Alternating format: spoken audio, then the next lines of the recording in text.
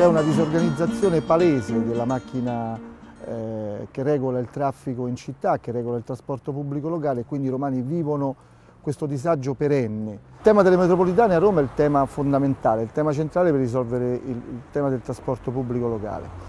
I problemi è vero che sono molti, perché la metropolitana a Roma è particolare, non è una città qualsiasi Roma. Il prolungamento delle metro, il funzionamento delle metro, la manutenzione delle metro, delle linee metro è molto complicata e molto difficile. Ed è vero che però non ci si è creduto in questa soluzione per risolvere il problema del traffico. Non è mai, dal punto di vista della Giunta, non è mai stato messo al primo punto come punto fondamentale quello delle metropolitane di Roma. Ogni giorno c'è un guasto. Ogni giorno la metropolitana si blocca, anche quella B del prolungamento spesso è soggetta a blocchi, perché lì si è deciso di andare a inaugurare una metro che ancora non era terminata, tanto per rincorrere il taglio del nastro, questa rappresentazione mediatica del taglio del nastro. In realtà si è fatto quando la metro ancora non era pronta.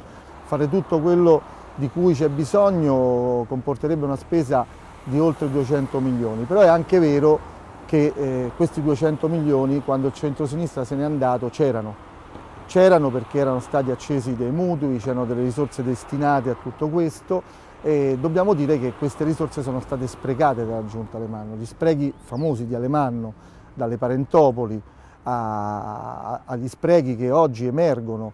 In questi giorni si faceva l'analisi che l'IMU verrà sprecata in parte per ripagare i costi della mancata organizzazione delle Olimpiadi, per pagare i costi di Parentopoli, per pagare i costi della mancata organizzazione della Formula 1, e lì si sono sprecati i fondi e le risorse economiche per il funzionamento, il prolungamento e la manutenzione delle metropolitane di Roma.